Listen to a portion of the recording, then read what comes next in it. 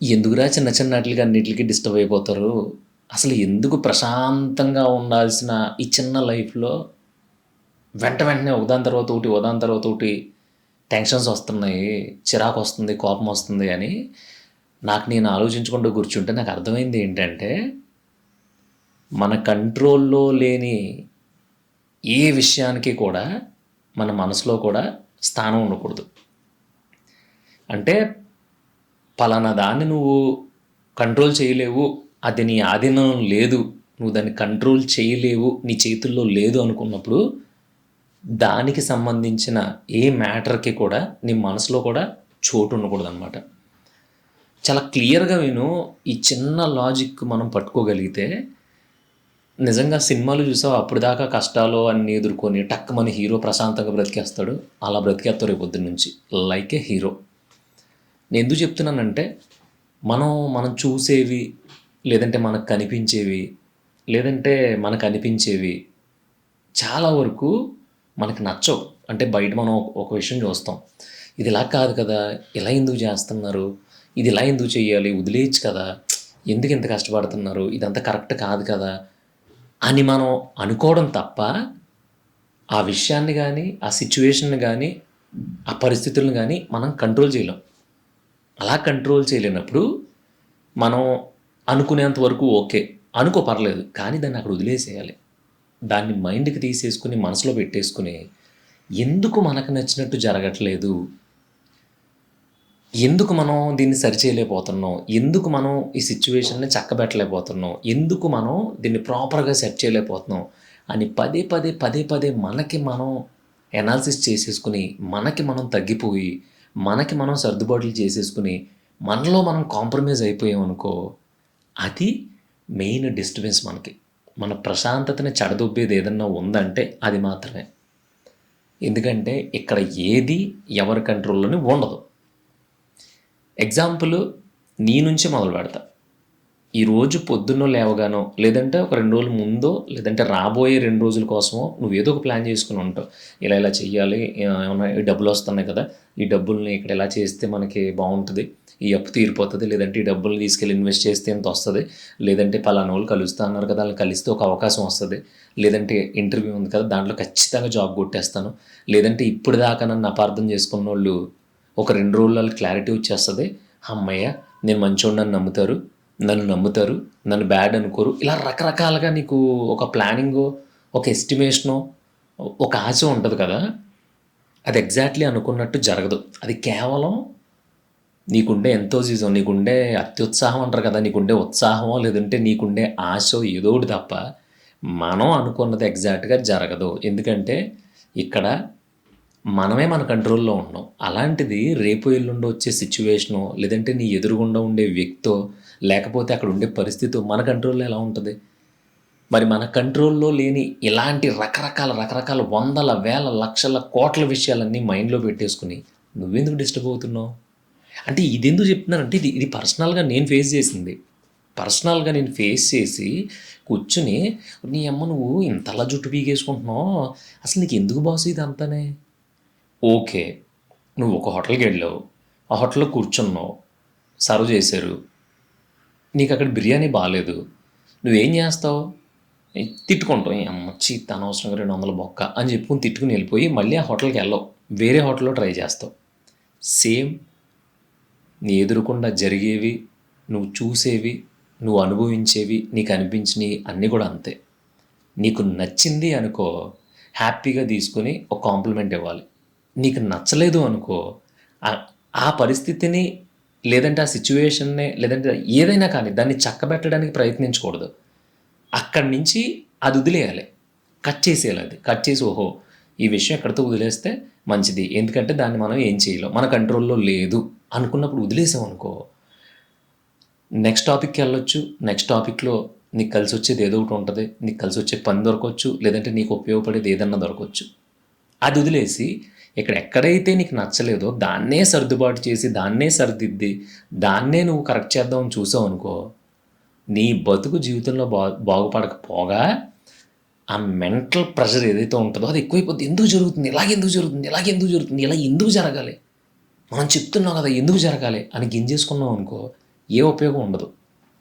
ఎందుకంటే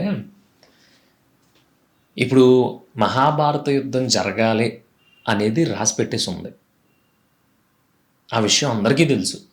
అయినా సరే అర్జునుడు ఏం చేస్తాడంటే, అవసరమా మనకి ఇదంతానే, ఏంటి పరిస్థితి, ఇప్పుడు వాళ్ళేమో అందరూ మనోళ్ళే అనుకున్నాం, ఆపలేమా దీన్ని, ఆపేయచ్చు కదా, ఎందుకంటే ఇప్పుడు గ్రౌండ్లో నువ్వు నేను ఉన్నాం, సో మనం ఆపేయగలం కదా, ఇది అవసరమా వాళ్ళ మీదకి వెళ్ళడం, వాళ్ళు ఎలాగా బుర్ర తక్కువ వాళ్ళు, మనకు బుర్ర ఉంది కదా అని చెప్పి అర్జునుడు అంటా ఉంటే కృష్ణుడు అన్నాడంటే, ఒరే ఇదంతా ఆల్రెడీ రాసేసి ఉంది, దాన్ని నేను కూడా ఆపలేను, ఆల్రెడీ స్క్రిప్ట్ రెడీ అయిపోయింది, ప్రీ ప్రొడక్షన్ అయిపోయింది, షూట్కి వచ్చేసాం మనం, ఏమైనా సరే షూట్ జరుగుతుంది, వర్షం వచ్చినా వరద వచ్చినా ప్రళయం వచ్చినా అవతల ఎవడున్నా సరే ఈ షూట్ కంప్లీట్ అవ్వాల్సిందే, ఈ సినిమా శుభం కార్డు పడి రిలీజ్ అవ్వాల్సిందే అని చెప్పి కృష్ణుడు చెప్పేశాడు. చాలా సింపుల్గా చెప్పాను నేను. అలాగా మనం ఏమనుకున్నా సరే జరగక మాందో, ఇది పాత సామెత అయినా కూడా ఇప్పుడు ట్రెండింగ్లో నడుస్తుంది. ఇది జనానికి అర్థమవుతుంది. ఇది వరకు ఏంటంటే ఒక 5 years బ్యాక్ వరకు ఇవన్నీ చేదస్తపు మాటలు అనేవారు, కానీ ఇప్పుడు ఆ చేదస్తాలే ప్రూవ్ అవుతున్నాయి. ఈ ఫాస్ట్ జనరేషన్లో ఆ చేదస్తాలే గొప్ప మాటలుగా నిలబడి ఇప్పుడు ఇన్స్టాలో ఎక్కడ చూసినా ప్రతి ఒక్కళ్ళు బాగా చదువుకున్న వాళ్ళు కూడా ఏ మాటలు పెట్టుకుంటున్నారు. ఎందుకంటే నువ్వు ఏదైనా లైఫ్లో ఏదైనా సాధించవచ్చు, ఎంత డబ్బైనా చేయొచ్చు, లేదంటే ఎంత సక్సెస్ అన్నా చూడొచ్చు, కానీ ఆ పీస్ ఏదైతే ఉంటుందో మైండ్లో, ఆ ప్రశాంతత ఏదైతే ఉంటుందో అది దక్కక కోట్లు ఉన్నోళ్ళు కూడా అన్నీ వదిలేసుకుని ఐలాండ్స్లోని, ఆశ్రమాల్లోని, అడవుల్లోని, ఫామ్ హౌస్ల్లోని, ఎవ్వల్లో లేని బీచ్ సైడు చిన్న చిన్న ఫామ్ హౌస్లో అయ్యి తీసుకుని, ఇవన్నీ మాకు వద్దురా నాయన, అసలు నాకు ఎవరి గోల వద్దు, ప్రశాంతంగా ఏదో ఇంత ముద్ద తినేసి అలా గాల్లో చూస్తా, లేదంటే నీటిలోకి చూస్తా, నేలను చూస్తా, ఈ మిగిలిన ఏదైతే ఆ 10-15% లైఫ్ ఉంటుందో అది గడిపేద్దామని చెప్పి అన్నీ వదిలేసి వెళ్ళిపోయిన వాళ్ళు ఎంతమంది ఉన్నారు. మీరు యూట్యూబ్లో కొట్టి చూడండి. మరి ఎందుకు వెళ్ళిపోయారు? వాళ్ళకి కావాల్సింది తాగొచ్చు, కావాల్సిన పని చేయొచ్చు, బోల్డ్ అంతమంది గర్ల్ ఫ్రెండ్స్ని మెయింటైన్ చేయొచ్చు, బోల్డ్ అంతమంది బాయ్ ఫ్రెండ్స్ని మెయింటైన్ చేయొచ్చు, ప్రపంచంలో ఏ మూలకైనా సరే లగ్జరీగా కాలు నేల మీద పెట్టకుండా గాల్లోంచి వెళ్ళొచ్చు. వాళ్ళందరికీ ఎందుకు అవన్నీ వదిలేయాల్సిన సిచ్యువేషన్ ఎందుకు వచ్చిందంటే ఆ మానసిక ప్రశాంతత అనేది లేకపోవడం వల్ల. దీనంతటికీ కారణం అదే, మన కంట్రోల్లో ఏదైతే ఉండదో దాన్ని మనం మన మనసులో కూడా ఉండనివ్వకూడదు, దానికి మనం మన మనసులో కూడా స్థానం ఇవ్వకూడదు. ఎప్పుడైతే నువ్వు దాన్ని మనసుకు తీసేసుకున్నావా మొత్తం పెంట పెంట అయిపోద్ది. నువ్వు చెప్పు, ఎన్ని తీసుకుంటున్నావు రోజు అలాగా? నువ్వు ఎక్కడికో ఏదో ఒక చోట పని చేస్తున్నావు, నువ్వు పని చేసినట్టే పక్కోడు పని చేయాలని చెప్పి, ఎలా కాదురా నీ అమ్మ ఎన్నిసార్లు చెప్పాలరా నీకు, ఎందుకురా అది టఫ్ రా, అది అది అది టఫ్ ప్రాసెస్ రా, అది కాదురా ఎలా చేయరా అంటే 2-3 సార్లు ఊరుకుంటాడు. మూడోసారి 4గోసారి నీ దగ్గర చేస్తానని చెప్పి నువ్వు వెళ్ళిపోయిన తర్వాత ఆడు చెప్తాడు మిగతా వాళ్ళకి, వీడు సావగొడుతున్నాడు నాయనాడు పని ఏదో చేసుకోవచ్చు కదా, మనం తింగరోళ్ళమా, మనకు తెలీదా, మనం చేయలేమా, ఈడే పెద్ద తోపా అని ఆడు మనల్ని నెగిటివ్ చేస్తాడు. మన బాధ ఏంటి, తింగరాదవా, ఇది కాదు కదరా, ఇలా చేస్తే సింపుల్గా అయిపోద్ది కదా అనేది మన బాధ. దాన్ని నువ్వు హార్ట్కి తీసేసుకున్నావు. సో నీకు ఇంటికి వెళ్ళిన తర్వాత కూడా నువ్వు ఎవరితో మాట్లాడినా ఇదే టాపిక్ మాట్లాడుతున్నావు.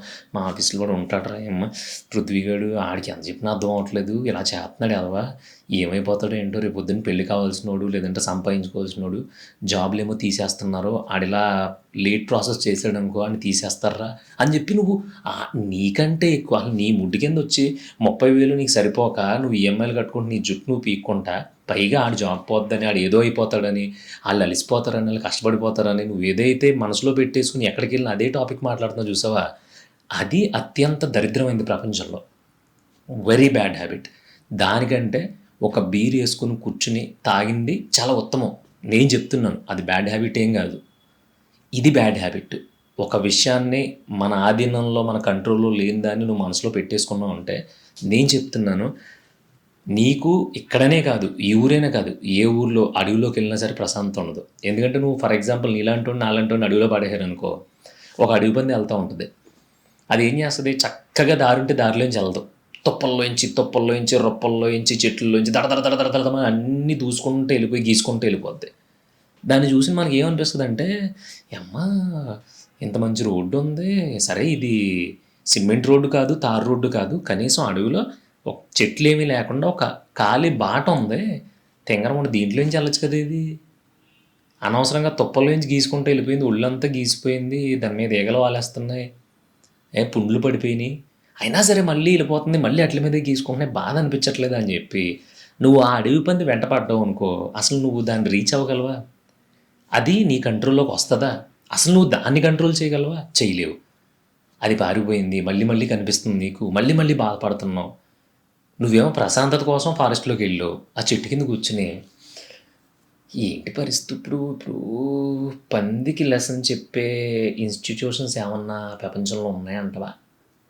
అంటే బుజ్జి గారు, ఇప్పుడు అడవి పంది ఉందండి, మనం అడవిలోకి వచ్చాం, అదే ప్రశాంత్ కోసం వచ్చాం అనుకోండి, ఇది ఏం చేస్తుందంటే ఇది తింగరదే, ఈ మొత్తం ఈ అడవిలో తుప్పల్లో నుంచి తిరిగేస్తుందండి, ముళ్ళకంపల్లో నుంచి. అది ఒళ్ళంతా గీసిపోయింది, ఆ పిర్ర మీద కూడా గీసుకుందిలేండి, తోక కట్ అయిపోయిందండి, మూతి మీద కూడా చిన్న గీత పడింది, అవన్నీ పుండ్లు పడిపోయి కొంచెం ఇబ్బంది పడుతుంది. మనమేమో దారిలో పెడదాం దాన్ని, కొంచెం దారిలో నడిచి వెళ్తే బాగుంటుంది కదా శరీరం అది అని చెప్పి మనం చెప్తుంటే అది అవ్వట్లా, లేవంటారు. నిద్ర పడతలేదండి, అంత ప్రశాంతంగా ఉన్న అడవిలో కూడా. కొంచెం చూడండి ఎవరన్నా, ఇద్దాం ఒక 5,000 అటు ఇటు అయినా పర్లేదు మా అండి.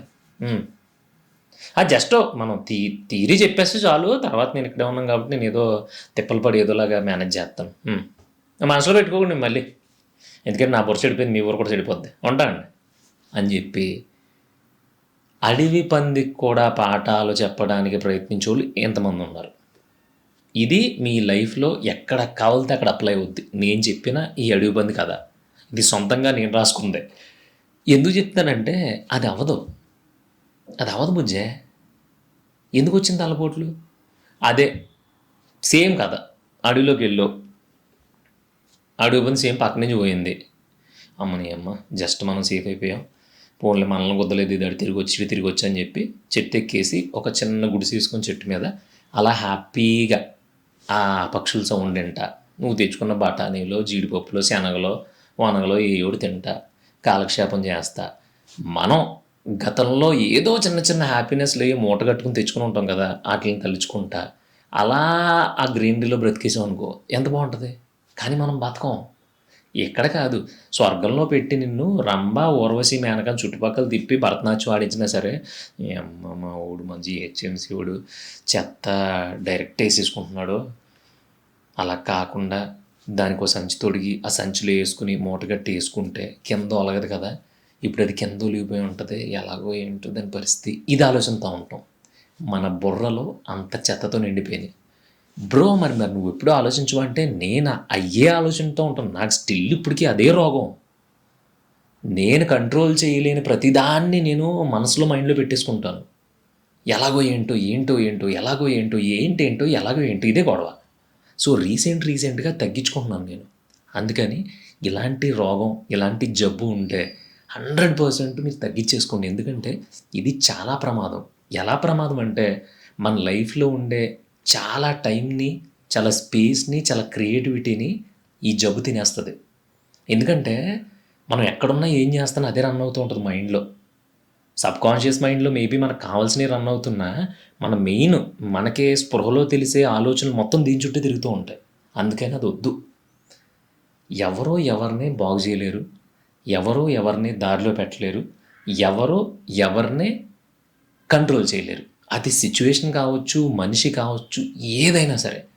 అందుకని మనం చేయాల్సిందల్లా చూసి వదిలేయగలిగితే నాకు తెలిసి ఆడికి మించిన యోగి ప్రపంచంలో ఎక్కడ ఉండడు. ఇది కష్టం, చాలా రోజులు ప్రాక్టీస్ చేయాలి. ప్రాక్టీస్ అంటే పలక బల్పం పట్టుకుని బుక్ పట్టుకుని చదివేసి ధ్యానం చేసి కాదు. కొన్ని రోజులు నీకు ఒకటి నచ్చట్లేదు అంటే అక్కడి నుంచి పక్క వెళ్ళిపోవాలి, వెంటనే సైలెంట్గా ఫేషియల్ ఎక్స్ప్రెషన్స్ కానీ ఇంకోటి మారకుండా సైలెంట్గా పక్క వెళ్ళిపోవాలి. లేదు మనం కంట్రోల్ చేయలేకపోతున్నాం ఏంట్రా బాబు అనిపించినప్పుడు సైలెంట్ అయిపోవాలి, అసలు దాని గురించి ఎత్తకూడదు, ఇంకోటి ఏదో టాపిక్ పెట్టుకుని డైవర్ట్ అయిపోవాలి. అలా అవ్వకపోతే నేను చెప్తున్నాను, ప్రపంచంలో చాలామంది దీనివల్ల చాలా రోగాలు కొని తెచ్చుకుంటున్నారు. మెయిన్గా వాళ్ళ క్రియేటివిటీ చెడదొబ్బుకుంటున్నారు, వాళ్ళ ప్రశాంతత చెడదొబ్బుకుంటున్నారు. దీనికి మించిన ఆస్తి నాకు తెలిసి ఎక్కడ ఉండదు.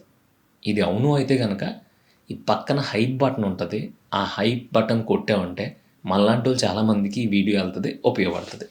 అది మ్యాటర్.